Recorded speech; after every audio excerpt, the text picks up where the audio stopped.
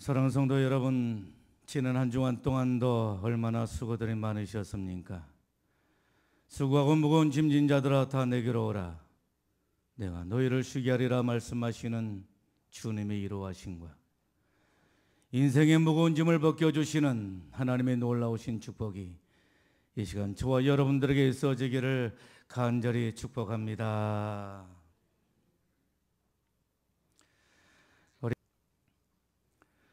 사랑하는 성도 여러분, 오늘이 무슨 날인지 아십니까? 오늘은 거룩하고 은혜롭고 축복이 넘치는 날인 줄로 믿습니다.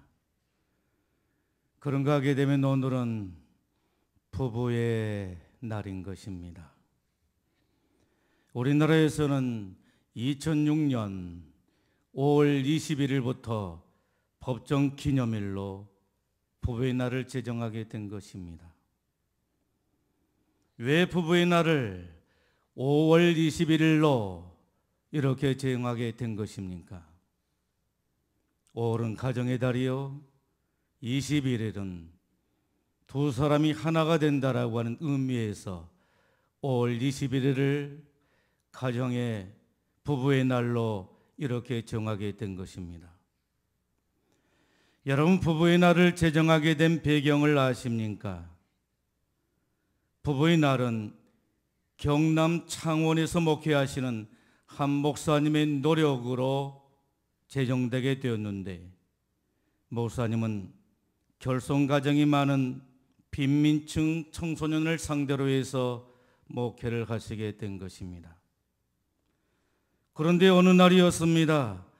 목사님이 TV를 보고 있는데 한 어린아이가 훌쩍거리면서 우리 엄마 아빠가 함께 살았으면 좋겠어요. 우리 엄마 아빠가 함께 살았으면 좋겠어요 하면서 자신의 소원은 엄마 아빠가 함께 사는 것이라고 했습니다. 목사님은 우연히 듣게 된 한 아이의 울먹이는 소리가 계속해서 그의 귓전에 떠나지 않고 계속되게 되었던 것입니다.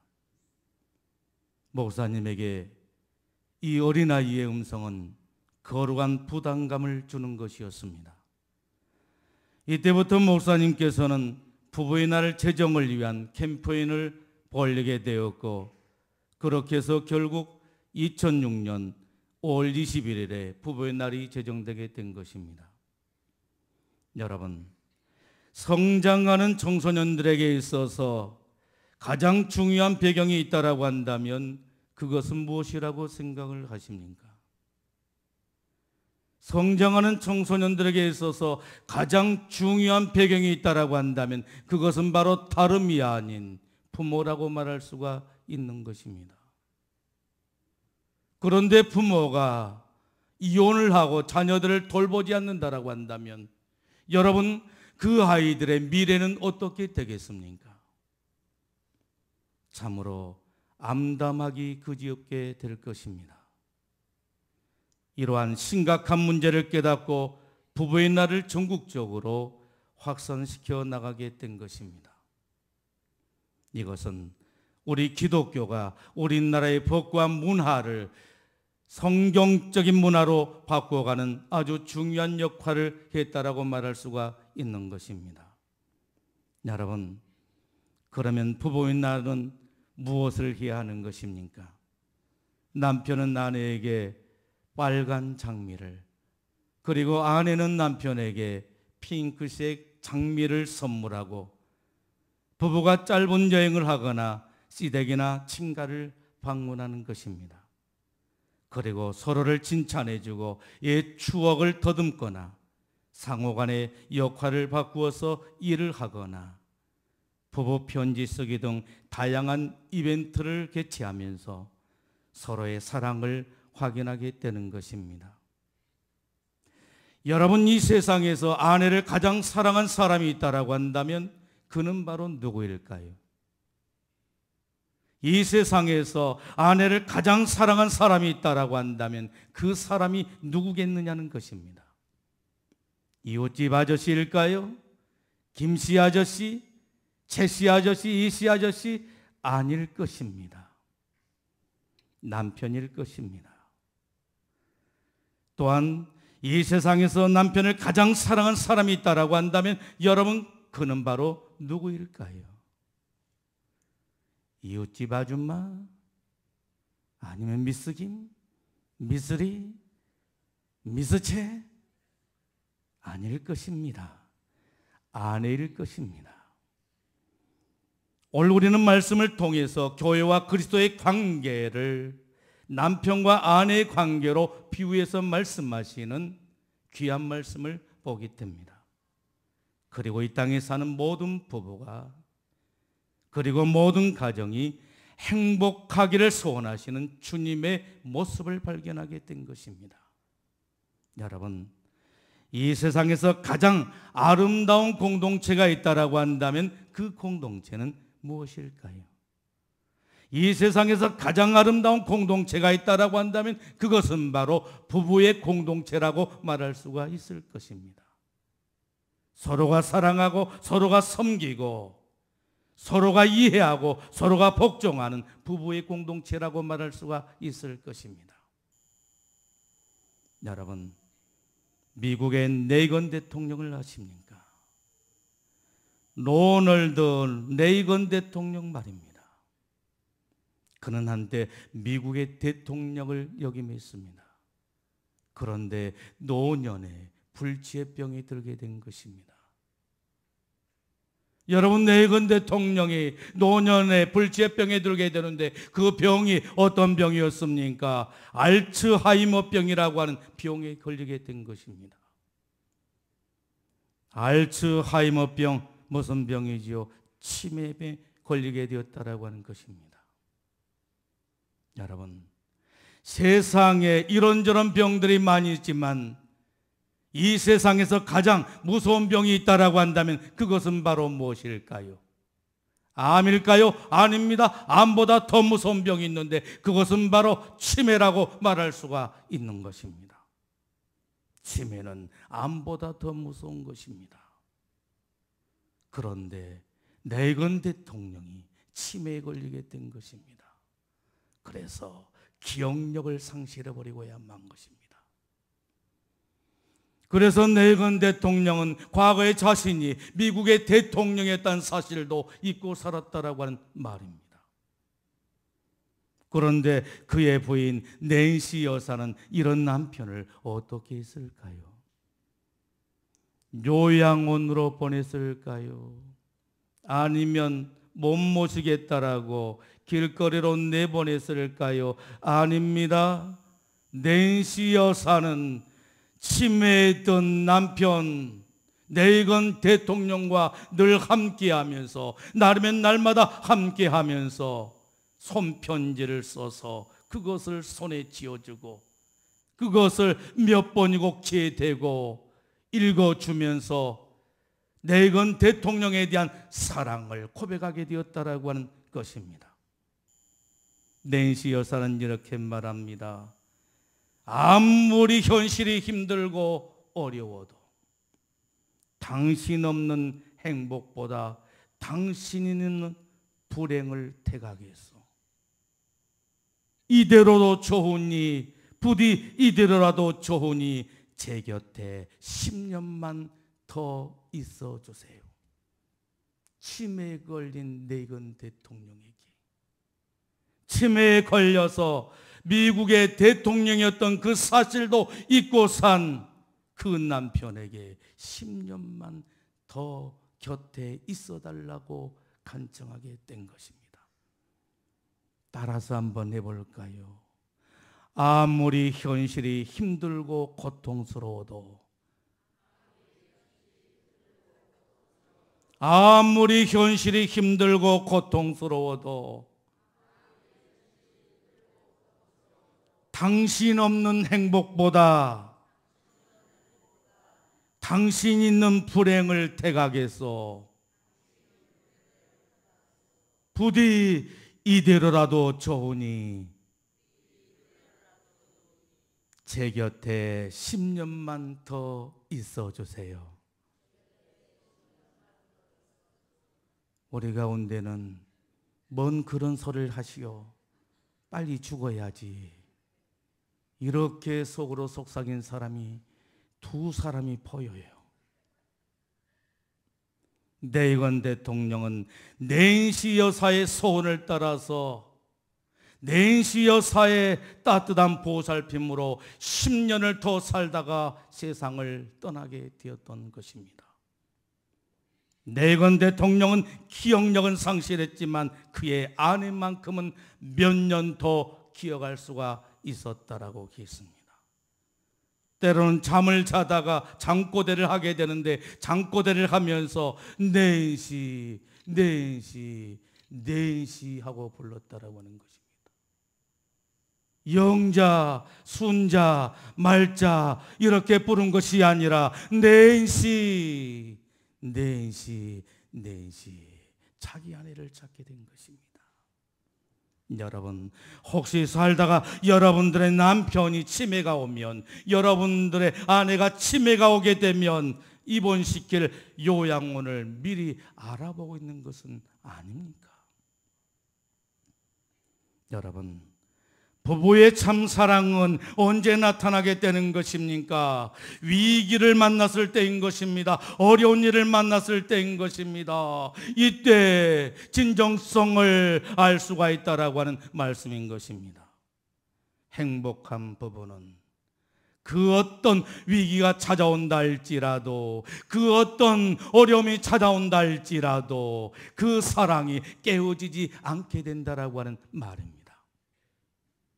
여러분, 행복한 부부의 원리를 아십니까? 여러분들은 행복한 부부의 원리가 어디에 있다라고 생각을 하십니까?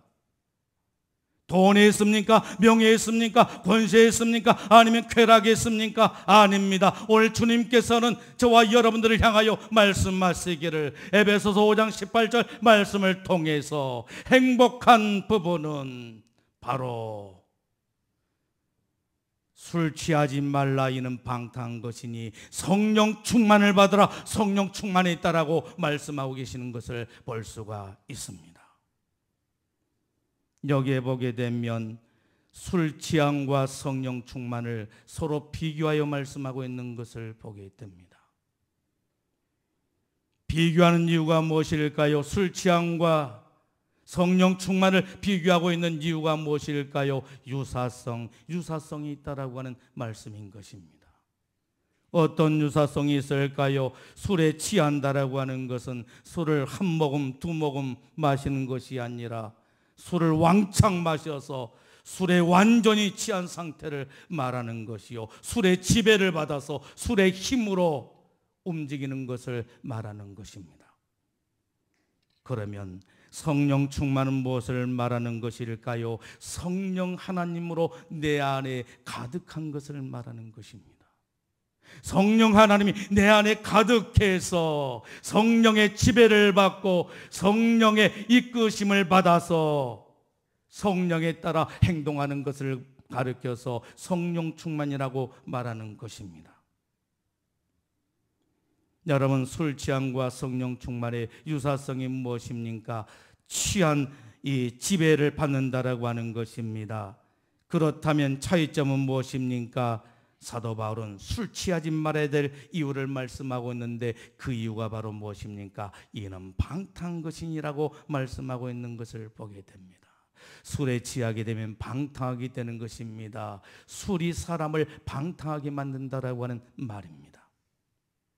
여러분, 방탕이 무엇입니까? 부도덕하고 품행이 바르지를 못하고 낭비하는 것을 말합니다. 이것은 마치 탕자가 집을 나간 후에 허랑방탕하게 살았던 것과 같다라고 말할 수가 있는 것입니다. 그렇다면 성령 충만의 결과는 무엇입니까? 에베소서 5장 19절로 20절 말씀을 통해서 우리들에게 이렇게 말씀하고 있는 것을 보게 됩니다. 서로 화답하며 노래하며 찬송하며 감사하며 서로 복종하는 것이라고 말씀하고 있는 것을 보게 됩니다. 성령 충만하게 되면 서로 복종하는 것입니다. 성령 충만하게 되면 남편이 아내에게 복종하는 것입니다. 아내가 남편에게 복종하는 것입니다. 성령 충만은 서로 복종의 삶을 살게 한다라고 하는 말씀인 것입니다. 여러분, 가정은 어떤 것이 되어야 되는 것입니까? 인생의 온갖 스트레스가 다 녹아질 수 있는 그러한 불과 포근함이 있는 안식처가 되어져야 하는 것입니다. 그런데 가정이 가정답지를 못하게 되면 어떻게 되는 것입니까? 고달픈 인생을 살아갈 수밖에 없고 그 가정은 불행한 삶을 살아갈 수밖에 없다라고 하는 말입니다. 여러분, 행복한 가정이 되려면 어떻게 해야 되는 것입니까? 행복한 가정이 되기를 원하십니까? 그렇다라고 한다면 서로가 서로를 노력해야 된다라고 하는 말씀인 것입니다. 남편만 노력하는 것이 아닙니다. 아내도 노력해야 되는 것입니다. 아내와 남편이 연합해서 노력하게 될 때 그 가정은 행복한 가정이 될 수가 있다라고 하는 말씀인 것입니다. 한쪽만 노력해서는 안 되는 것입니다. 두 사람이 행복을 만들어 가야만이 그 가정에 행복할 수가 있다라고 하는 말씀인 것입니다. 성령 충만한 삶을 살아야 되는 것입니다. 성령으로 충만하게 될 때 서로가 서로를 사랑하게 되고 서로가 서로를 섬기게 되고 서로가 서로를 복종하는 사랑의 관계로 나갈 수가 있다라고 하는 말씀인 것입니다. 여러분, 남편은 아내를 사랑하되 어떻게 사랑하라고 말씀하고 있는 것입니까? 그리스도께서 교회를 사랑하신 것 같이 사랑하라고 말씀하고 있는 것을 보게 됩니다. 여러분, 그리스도께서 교회를 어떻게 사랑하셨습니까? 자신을 주신 가치라고 말씀하고 있는 것을 보게 됩니다. 그리스도께서 교회된 저와 여러분들을 사랑하시는데 어떻게 사랑하셨습니까? 자신을 주신 가치라고 말씀하고 있는 것을 볼 수가 있는 것입니다. 자신을 주신 것입니다. 자신의 생명을 주셨다라고 하는 말씀인 것입니다. 자기를 포기한 사랑인 것입니다. 희생적인 사랑, 헌신적인 사랑, 무조건적인 사랑. 부족하고 연약하고 나약함에도 불구하고 허물투성이이고 죄 많은 인생임에도 불구하고 사랑하신 그 사랑이 바로 우리 주님의 사랑이었다라고 하는 말씀인 것입니다. 그런데 주님께서는 남편들에게 아내를 사랑하되 어떻게 사랑하라고 말씀하고 있는 것입니까? 그리스도께서 교회를 사랑하신 것 같이 사랑하라고 말씀하고 있는 것을 볼 수가 있는 것입니다. 여러분, 아내는 남편을 어떻게 섬기라고 말씀하고 있는 것입니까? 그리스도처럼 섬기라고 말씀하고 있는 것을 보게 됩니다. 그리스도를 믿습니까? 그리스도를 사랑하십니까? 그리스도를 귀하게 여기십니까? 그리스도를 존중히 여기십니까? 그리스도가 내 인생의 으뜸이라고 생각을 하십니까? 재고라고 생각을 하십니까? 이처럼 아내들도 남편을 그리스도처럼 섬기라고 말씀하고 있는 것을 볼 수가 있는 것입니다. 그리고 남편은 아내를 어떻게 사랑하라고 말씀하고 있습니까? 자기 몸처럼 사랑하라고 말씀하고 있는 것을 보게 됩니다. 자기 몸, 내 몸처럼 사랑하라고 하는 말씀인 것입니다. 내 몸이 얼마나 귀합니까? 우린 내 몸의 건강을 위해서 얼마나 신경을 쓰고 사느냐라고 하는 말씀인 것입니다. 보약이면 보약, 음식이면 음식, 몸에 좋다라고 하는 것은 이것저것 가리지 않고 다 찾아서 먹는 것이 우리들의 삶이 아닙니까? 그리고 우리는 건강히 살기 위해서 그 힘든 헬스를 하면서 사는 것입니다. 왜 헬스를 하다가 끊게 되는 것입니까? 힘들기 때문인 것입니다. 그런데 헬스를 하는 이유가 바로 무엇입니까? 내 몸의 건강을 위해서 헬스를 하게 된다라고 하는 말씀인 것입니다. 그리고 아름답게 보이기 위해서 우리는 성형을 하게 되는 것입니다. 쌍꺼풀이도 하고 눈썹 문신도 하고 점도 빼고 보톡스도 맞고 성형도 하고 아름답게 보이기 위해서 우리는 어떻게 합니까? 유명 브랜드, 메이커째 옷을 입고 다닌다라고 하는 그런 말씀인 것입니다. 우리는 아름답기 위해서 별의별 일을 다 하면서 사는 것입니다. 그런데 주님께서는 남편들에게 아내 사랑하기를 어떻게 하라고 말씀하고 있는 것입니까? 네 몸처럼 사랑하라고 하는, 네 몸처럼 사랑하라고 말씀하고 있는 것을 보게 됩니다. 아내를 내 몸처럼 사랑하라고 하는 것입니다. 아내는 내 몸인 것입니다. 아내는 내 몸인 것입니다. 나와 아내는 한 몸이다라고 하는 말씀인 것입니다. 창세기 2장 24절에 뭐라고 말씀하십니까? 남자가 부모를 떠나 그 아내와 합하여 둘이 한 몸이 될지니라 라고 말씀하고 있는 것을 보게 됩니다. 남편과 아내는 한 몸이다라고 하는 것입니다. 그러기 때문에 아내를 사랑하는 것은 자기를 사랑하는 것이다라고 하는 말씀인 것입니다.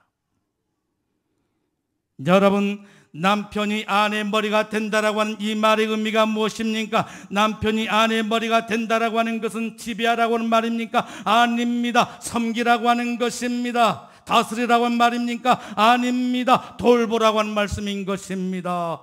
그러므로 남편은 아내를 자기 몸처럼 사랑해야 된다라고 하는 말씀인 것입니다. 남편에게 있어서 아내는 어떤 존재인가? 보호해야 될 내 몸이다라고 하는 말씀인 것입니다. 그러므로 남편은 아내를 자기 몸처럼 사랑해야 된다라고 하는 말씀인 것입니다.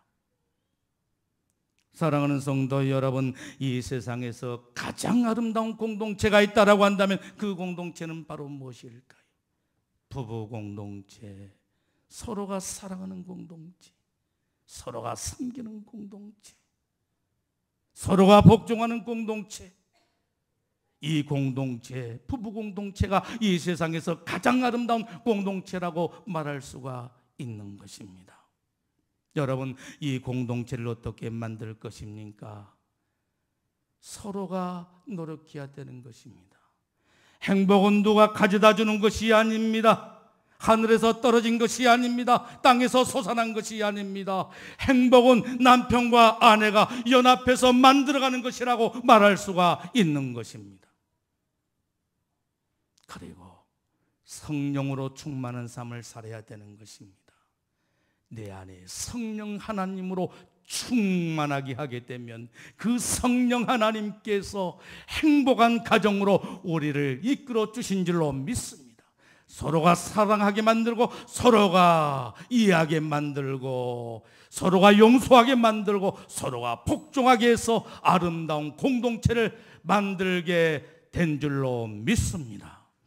사랑하는 성도 여러분, 오늘은 부부의 날입니다. 그런 날도 있었냐고요? 모르고 계셨다라고요? 몰라도 됩니다. 오늘부터 알아가면 되는 것입니다. 부부의 날입니다. 오늘 여러분들의 가정에 이벤트를 여시기를 바랍니다. 그래서 남편은 아내에게, 아내는 남편에게 무엇을 선물하고, 세상 살다 보니 우리 자신도 모르게 남편에 대해서, 아내에 대해서 정이 점점점 식어지고 사랑도 점점점 멀어져 갔는데, 오늘 부부의 날을 통해서 그 식어져간 사랑이 다시 회복되어지고 불길처럼 타오르는, 그래서 행복한 가정이 되는 우리 모든 교회 가정이 되기를 예수님의 이름으로 축복합니다. 기도하겠습니다.